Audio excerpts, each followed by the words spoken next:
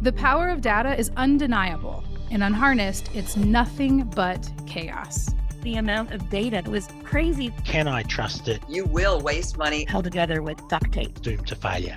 This season, we're solving problems in real time to reveal the art of the possible, making data your ally, using it to lead with confidence and clarity, helping communities and people thrive. This is Data-Driven Leadership, a show by Resultant. Welcome back to Data-Driven Leadership. I'm your host, Jess Carter. Today's conversation is all about data governance, something we have touched on quite a bit before, but this time we're diving in headfirst with real-world actionable insights that any business owner can apply, no matter where you are on your data journey. This episode gives you a rare look behind the curtain at how public sector operates when it comes to managing your data. As citizens, we often wonder how government agencies juggle vast amounts of information. How do they protect it? How do they protect us? How do they make sure it works for them? Today, we're getting answers, and you might be surprised by how much of what's happening in the public sector can apply to the private sector as well. I'm joined by two experts from Indiana Department of Workforce Development, Deanna Barrett, their Data and Privacy Officer, and Stephanie Semaan, their Data Governance Manager. They're shaping data governance practices that not only ensure data protection, but also drive real outcomes for workforce development programs. Through their experience, they'll show us how to put data governance into practice, whether you're just starting out or refining your existing strategy. In today's episode, you'll hear about the day-to-day of data governance, the challenges that come with it, and how organizations can ensure data works for them rather than the other way around. Plus, we'll touch on how lessons learned from the public sector can inform the private sector. Let's get into it. Welcome back to Data-Driven Leadership. I'm your host, Jess Carter. Today, from the Indiana Department of Workforce Development, we have with us Deanna Barrett, Data and Privacy Officer, and Stephanie Semaan, the Data Governance Manager. Let's get into it. Welcome, you guys. Thank you. Thank you. Yeah, we're so glad that you're here. So people know that had the pleasure of serving Department of Workforce Development in Indiana and a couple other states. So I'm so excited to have you guys here and get to hear more about what you've been up to, because you've been there more recently than me. So I'm familiar, and for people who aren't, we've talked a little bit in previous episodes about the concept of an unemployment insurance program. There are federally mandated programs, but there's also some state programs for the unique differences each state has. And then there's this reemployment component as a separate part of the program. But there's also like things we haven't talked about, like we call it RNA, research and analysis. There's how states look at, like, what's their supply look like? What's their demand look like? And that looks like jobs and, hot jobs lists and an analysis that they provide. And so my first question for you guys is understanding, you're here to talk about data governance. What is the scope of that? What does that look like in your roles at Department of Workforce Development? Are you looking at data governance across all of those programs? Are you focusing more on some versus others? What does it look like? Yeah, I can kick us off with that one. So we are taking data governance pretty seriously. Great. And we are hoping to apply it to the entire DWD. Okay. What we are not doing is going all in, all at once at the same time. So we really have this phased approach, because when we started building out the data governance program, and it really started out of a pure need, we need to tie some loose ends, we need to create some processes, or even just document some processes that are already there.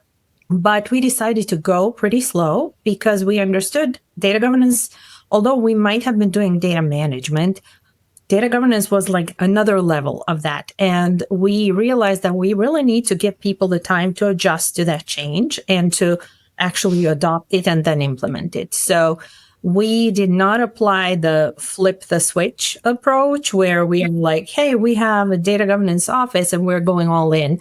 But yes, we are kind of identifying where there is a greatest need, whether that's within the UI system or whether that's in the workforce side or any other programs or initiatives that we have. And we basically, as I described it before, many times, Stephanie and I carry light, and we enlight the dark corners and figure out what's not there should be there. And once we do that, we gather a team and start creating things. That is so cool. Well, and you said something I already want to ask about. So you kind of said, hey, we were sort of doing data management, but then we had to move on. For people who have no idea what that means, what do you mean by that? When you say we started with this data management thing and then we kind of moved on to data governance? Yeah, well, if you just Google, you will see that data management and data governance, there's always a question, which came first? What we think is we did have some data management. So we have a lot of different programs, a lot of different databases that support those programs. So data is collected not in one place, but it's really everywhere. So different teams have a different way of working with that data and managing it. So we did have data management, but there wasn't data governance, like an overarching approach that is going to be kind of like DWD stamp. Like, this is how we do things. This is what we do at data collection. This is how we go about sharing. And this is how we go about organizing the data through our databases. So that's the difference between data management and governance. Because honestly, if we did not adopt data governance back in 2021, things would have still continued. We would have still been able to serve the population. We would have still be able to give our data to the researchers, but it might have taken more time, more effort, more people to untangle all these processes. Sure. Well, and while I have you, Deanna, like one of the questions I was going to ask is you play a key role in shaping what data governance looks like at DWD. Can you break that down for us, like in a day in a life? Like, what does that really look like, and help us understand why is it so important? Absolutely. It is very dynamic. So honestly, day to day looks pretty proactive. There is this flashlight that we carry when we really try to figure out, like, okay, where is this thing that should be here? Does it exist somewhere else? Let's place it in the right spot. So it is kind of proactive. But in reality, how we started is somewhat reactive, and that is really not in a bad sense. So we started out of the need to create clear processes in managing our data. Again, not that we didn't have processes, but they were not documented. If they were documented, sometimes they were not easy to find. And at that time, we started talking about putting those clear processes together, documented, working with people to adopt these small incremental changes. Once we created those processes, like, it wasn't, hey, everybody, now we have it, you better get on board. But we did a slow, and we continue to do kind of this slow rollout and incremental approach to adopting it, then implementing it, evaluating it, refining the process, and then applying this refined process all over again. So day to day is a wonderful combination of strategy, collaboration with everybody, and a lot of busy work to actually get things done. So to your question, why it's critical to have effective data governance, because that will translate into effective programs. So it's not a short path. It's not linear, but these two things, effective governance and effective programs, they exist in the same orbit. I appreciate that. I think it makes a lot of sense. And Stephanie, for you, one of the things I was wondering, when it comes to implementing a best practices, what are some of the biggest challenges that workforce organizations face, or anyone trying to implement something like this? Where do you feel like you look back and think, man, we really struggled through some of this? I mean, I could think of few challenges, but I will name a couple that I think went hand in hand and helped each other. The first one would be getting the stakeholders buy-in. While they do understand the importance of data governance, the importance of adopting a best practice, they have their own thing going on. They have their own priority. Yeah. They have their own workloads. So getting on their priority list and getting them to really translate that agreement into action and taking steps into implementing some best practices took time, or took a little bit. It was a bit challenging, but we did eventually get to do it. With the second challenge, that was de-siloing. In large organizations specifically, you can have siloed teams, you can have siloed systems, siloed data. So working through these barriers, trying to break through these barriers so that you can increase some of the awareness and bridge some of the gaps, and maybe oftentimes help combine some of the efforts, because when you're working in silos, you may be duplicating efforts. So combining some of those efforts and freeing up some time and resources to really focus on the implementation, then that helped with implementing and getting that buy-in and getting some of the best practices translated into really action steps. That makes sense. Well, for the people who've never worked in state government, which isn't the three of us, but I've always heard there's people who have tin hats and there's people who are worried about what we're doing with their data. And then they hear governance and it's like, okay, so now you're tracking. Are you tracking me from one place to another? I always try to explain to people, actually, DWD is a great example. Some of this data is federal data. You don't even own it, right? You're helping administrate a program with unemployment data that is a federal program and it's really federal data. Is that right? That is correct. Yep. So then how you protect it, share it, governance is actually a conduit to protecting their data because you appreciate what it is, what its source is, where it came from, where it's going. I think, a lot of times there's these other narratives people will make up about, that we're creating governance or we're tracking. And it's like, hold on, actually, this is a really important component of privacy, security, protection. Do you feel like there's misnomers, like where people perceive that we're doing far, far more than we ought to be with data, and you have to explain that that's not the case? Yes, data is very important. Everybody wants data and they want to use data for research. But there are some stringent requirements around what we can do with the data and who can use the data for what purpose.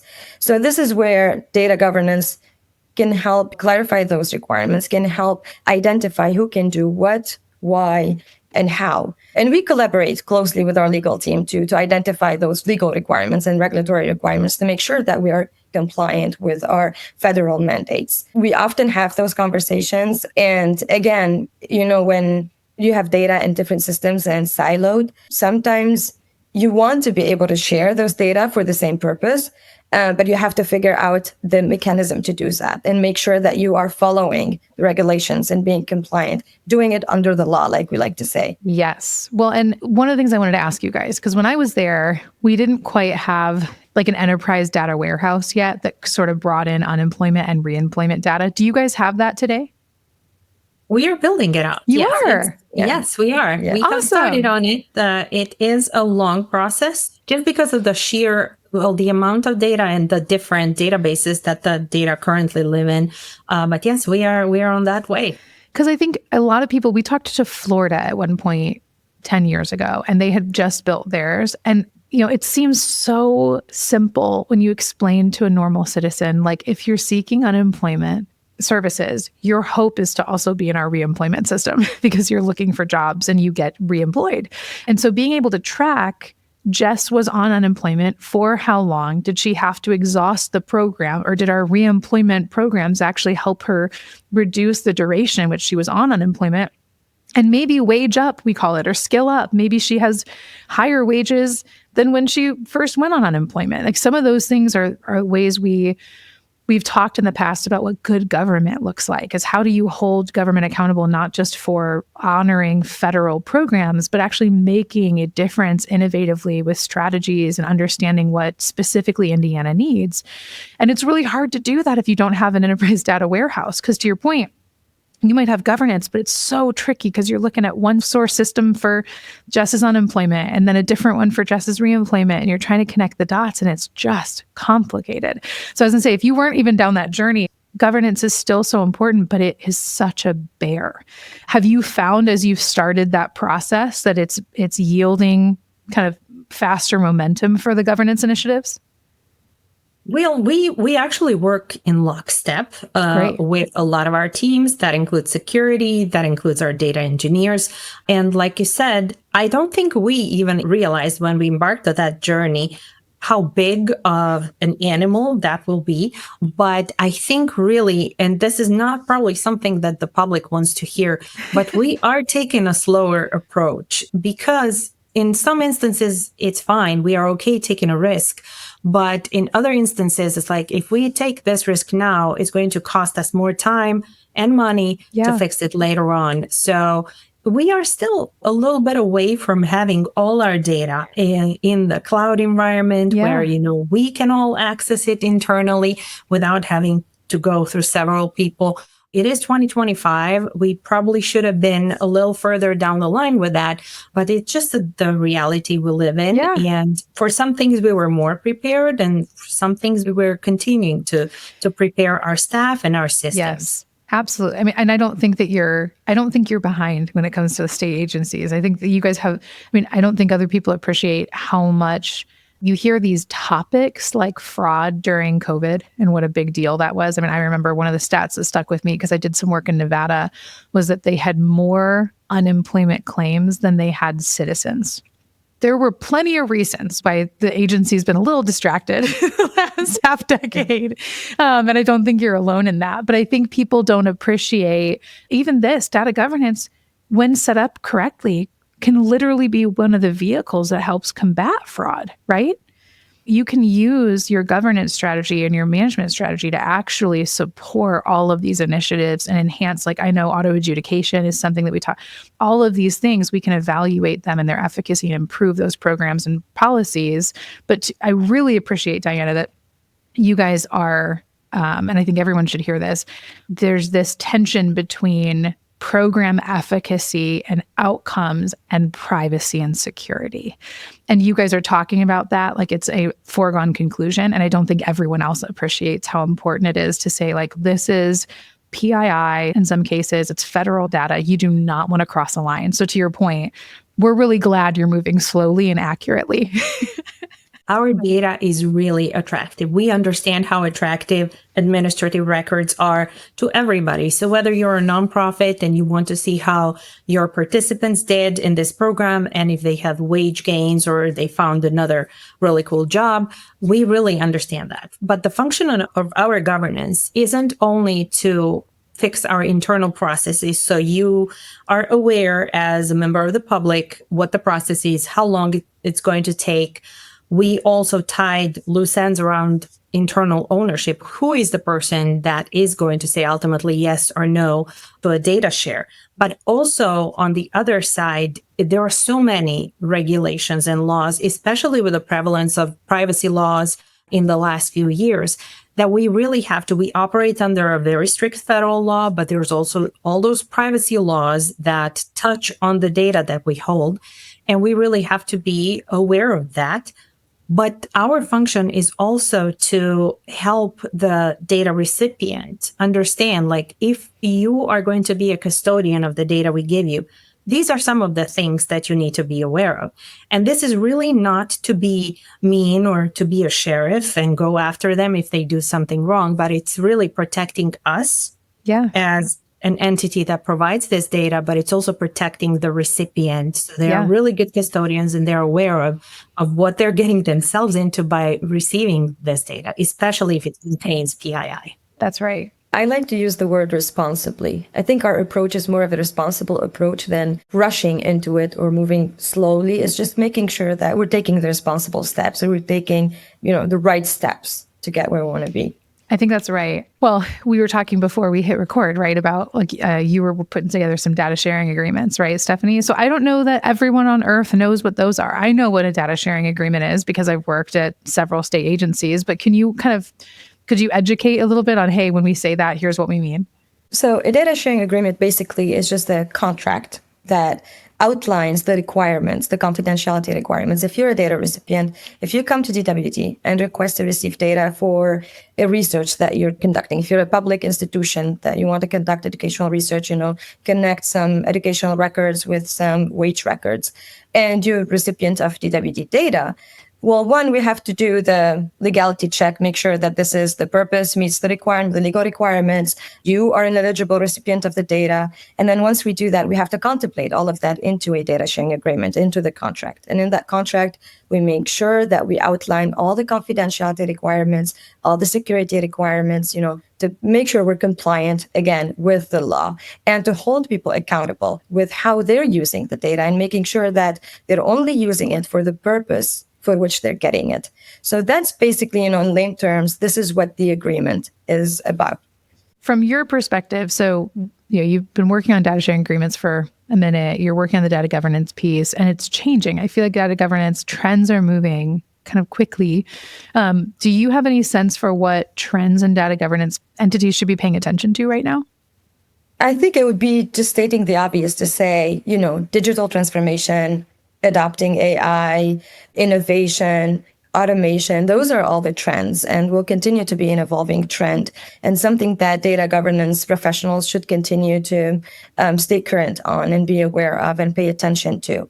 But there's, again, this responsibility. Yes, we want to adapt to new tools. Yes, we want to be able to share data, but we want to do it responsibly. We want to make sure that while we do that, we're maintaining the integrity, the accuracy, the security, the privacy of the data that we have. Yeah. I've been around DSAs, data sharing agreements, for a long time. And it could be theoretical if you wanted to, but like, have you seen someone not think one of those through and it's a nightmare? I will say for myself, and I have been working with data sharing agreements probably 50% of my time for about 8 years now. Wow. And it really is a learning process. Every time you read something, you learn something new, you connect it to another knowledge that you have, and you start to kind of lock in the protections around data. So I would say I'm absolutely not surprised that our data recipients are like, oh, wait, oh, yeah, that's in the data sharing agreement, but we understood it differently. Those data sharing agreements, they're not meant to scare you away. They're really a joint agreement telling both sides, hey, let's not get ourselves in trouble. So these are the things that we need to be aware of. And this is where the data needs to live. And these are the people who can access it. Because even if you have a data sharing agreement, doesn't mean that now everybody gets access. It really needs to be on need to know basis. And we need to know as custodians of that data that sometimes it's federal, sometimes it's state, but we will also need to know who is accessing our data for which purposes. So we are also aware that, those are very long contracts, but once you understand the basic data protection standards, and then you expand that to data protection standards that are particular for the data set that you're looking at, it really just becomes easier. And I would say it just becomes the way of operating. You don't even think about it. It is a long way. And that's one of the reasons why our data governance office is there as well, to help our data recipients really work with that data in a completely, fully compliant way. In my head, there's a correlation to, as you guys roll out data governance and management, and your data essentially becomes more valuable because it's better quality, it's a better fidelity. Do more people want data? Are you seeing data sharing agreements increase over the years? And do you think any of that's tied to, it's not just that they want it, it's also because it's a higher fidelity than it used to be? I think that's partly the case, but also, Jess, you mentioned earlier, if you want data on a person, you connect it to a different agency's data or different data that's publicly available, and you create this holistic picture.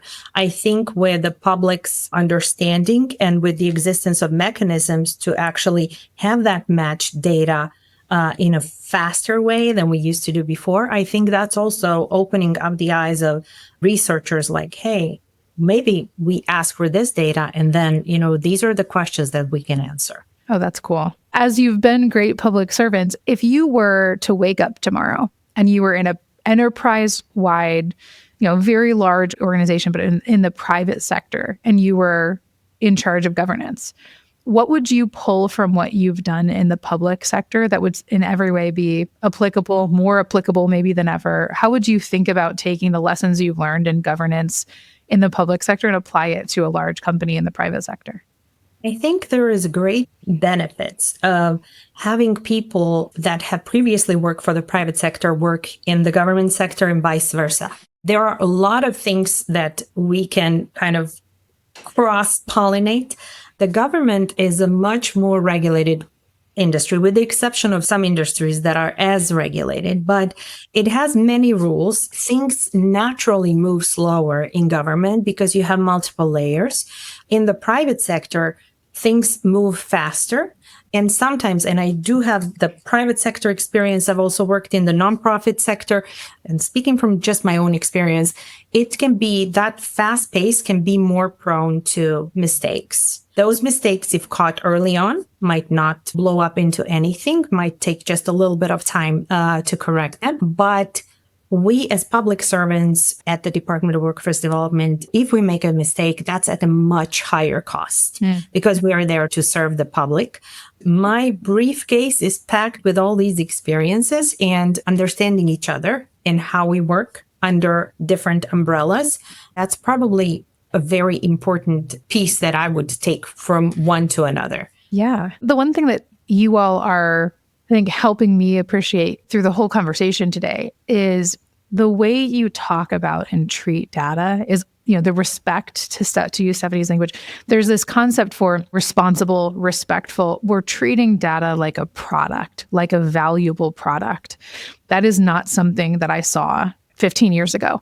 Private sector was barely doing it, let alone public sector. But I think you guys are seeing and appreciating the value proposition that data is sometimes on its own. I mean, Bureau of Motor Vehicles sells VIN numbers, and that literally generates revenue for them, right? Their data is literally a revenue generating product for their department. I think also, but for program efficacy, for looking back and understanding what is, if we're going to fund state specific programs, are they making a substantial difference, or do we need to adjust them in some way or another? It's like a science experiment. We can't change 17 variables at once. We got to at least make sure the quality of the data is at the highest fidelity possible so we can generate all these findings from it. So I hear you, and you're saying in the private sector, you do the same thing. You want trustworthy data that's actionable, and you can't have that if it's not high fidelity. So I totally get it. Stephanie, what about you? I agree with both of you on that. And yes, data is an asset at the end of the day. It is one of the most valuable assets of an organization. And we can drive results. We can base decisions on it. So it's important. It's important to be able to use it. But again, use it responsibly and have good quality data. In public service, you have the public trust at the top of your mind. Whatever you do is, you need to maintain that public trust.